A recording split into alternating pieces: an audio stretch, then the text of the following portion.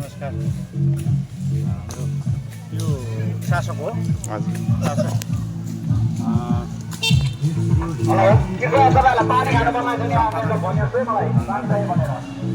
यो हाम्रो चाहिँ श्रमको अर्थ भनेको हाम्रो केन्द्रीय रकमको अर्थ सम्पन्न गरेर चाहिँ श्रम गर्नुपर्छ भनेर भानमा सुरु गर्नुभएको करिब 4 कुरा गरेर 4 वर्ष भएको छ र त्यो हामी त्यहाँ हेर्नु पनि भएको छैन। 38औँ हप्ता हो। अब श्रमले ठुल्ठुलो कामहरू नभए पनि सानोतिनो कामहरू र जस्तै टोल वडा र स्थानीय तहका कुनै पनि पालिकामा श्रमले पनि केही काम गरिन्छ र यो आज श्रम गरेको यदि पालिकाले वडाले लाउनु पर्थ्यो भने करिब झन्डै 100 जनाभन्दा बढी हामी श्रमदाता छौँ र त्यो 100 जनालाई जेला दिँदा पनि करिबन 500 को दरले पनि 50,000 जान्थ्यो। वडा या स्थानीय तह त्यहीँबाट पनि र त्यस कारणले एक दिनमा हामीले 50,000 पुगाउनु सक्दो रहेछौँ त्यो श्रम गरेर। त्यसै कारणले ठुलो नभए पनि हुनु त हाम्रो दादाहरूले ठुलो काम गर्नुभएको छ। धरानको श्रम संस्कृति पार्टी अहिले चाहिँ तपाईँको चाहिँ त्यो वृद्धहरू बस्ने पार र पश्चिममा तार चुलाको पुलमा पनि काम भएको छ। ठुलै काम पनि हुन्छ। श्रमको मेन उद्देश्य भनेको हामीले श्रम गरेर केही देशलाई राहत हुन्छ भने त्यसलाई किन श्रम नगर्ने भन्ने हाम्रो मूल सिद्धान्त नै श्रम हो। र हाम्रो चाहिँ श्रम पिता हर्क साम्पाङज्यूले नै यो चाहिँ सुरुवात पनि गर्नुभएको र हामी पनि उहाँको जुन यो हर्कवादलाई पछ्याउँदै आज हामीले पनि बराह क्षेत्रमा 38औँ हप्ता सामना गरिसक्यौँ। विभिन्न ठाउँमा सामना गरेका छौँ र मैले भनिहालेँ स्थानीय तहलाई उहाँहरूले बुझे पनि नबुझे पनि स्थानीय तहका जनप्रतिनिधिहरूले बुझे पनि नबुझे पनि र श्रमदाताले कति 38औँ हप्तासम्ममा कति सरसफाइ हामीले ढल यस्तोहरूमा कति लगानी हुन्छ उहाँहरूको त्यो हामीले बताइरहेका छौँ र बताउने काम पनि भइरहेछ र श्रमको मेन उद्देश्य नै हो। त्यस कारणले सानो कामले नै देशमा सानो टोलदेखि सुरु गरेर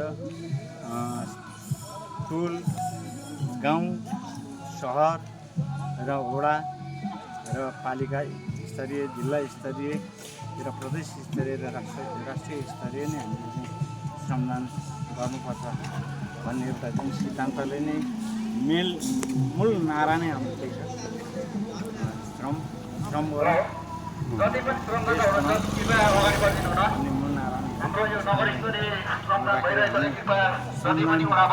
6 दिन पेटको लागि 1 दिन राष्ट्रको लागि भनेर हामीले श्रमदान चाहिँ जुन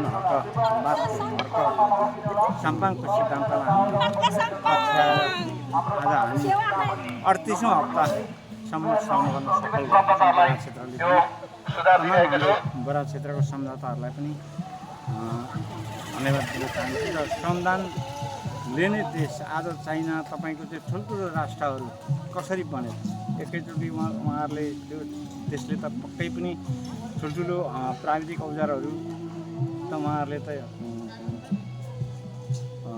गर्नु भएन, उत्पत्ति गर्नु भएन।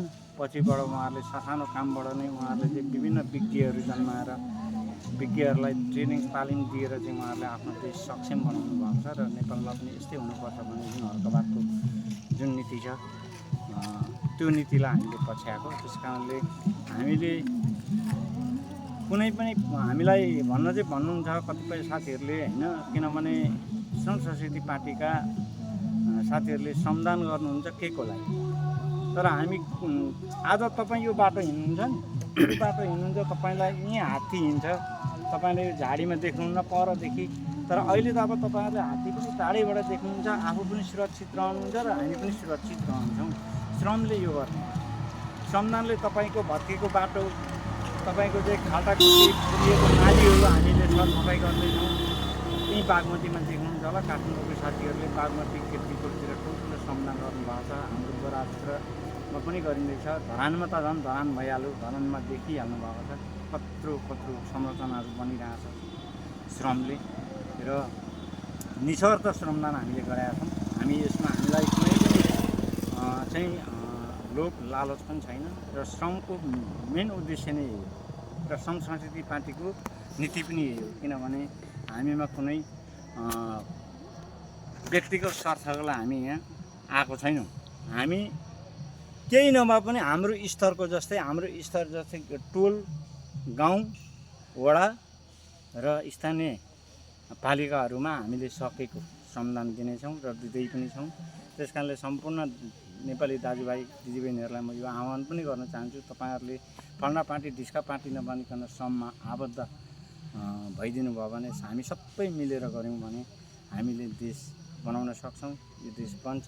हाम्रो छोरा नातिहरू, भतिजा भतिजिनीहरू अर्काको देशमा बिचरा पलायन हुनु पर्यो। किनभने आफ्नो देश समृद्ध नभएको कारणले, देश आत्मनिर्भर नभएको कारणले गर्दाखेरि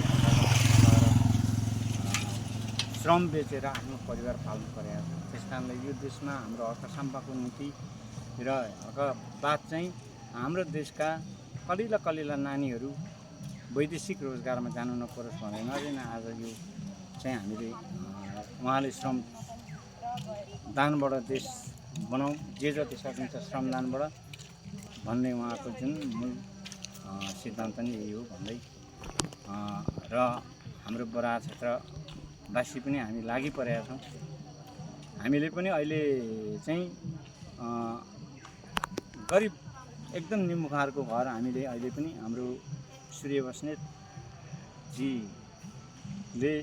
चाहिँ बाङ्गेमा आएर मलाई नै सोध्नुभयो, दाइ के गरौँ भनेर भन्नुभयो। ल ठिकै छ बनाउँ न, बिचरा नै छ भनेर हामीले त्यहाँ पनि बिचरा अपङ्ग विक्रम नेपालीको घर पनि हामी बनाउँदैछौँ। उहाँहरू अहिले पनि केही श्रमदाताहरू पनि हुँदै घरमा र केही श्रमदाता हामी यहाँ आएका छौँ। नगर स्तरीय भएको हुनाले हामीले 5 नम्बर वार्डका हाम्रो चाहिँ वार्डबाट अमृता राई शेर्पा बहिनीले अस्ति नै कुरा राख्नुभएको हुनाले हामीले चाहिँ आज गरेका हौँ। सदा शनिबार गर्ने गरेका थियौँ, तर त्यो वनको शनिबार र मङ्गलबार चाहिँ के अरे दाउरा घाँस खुल्ने भएको कारणले गर्दाखेरि समस्या हुन्छ भनेर आज हामीले आइतबार गरेका हौँ।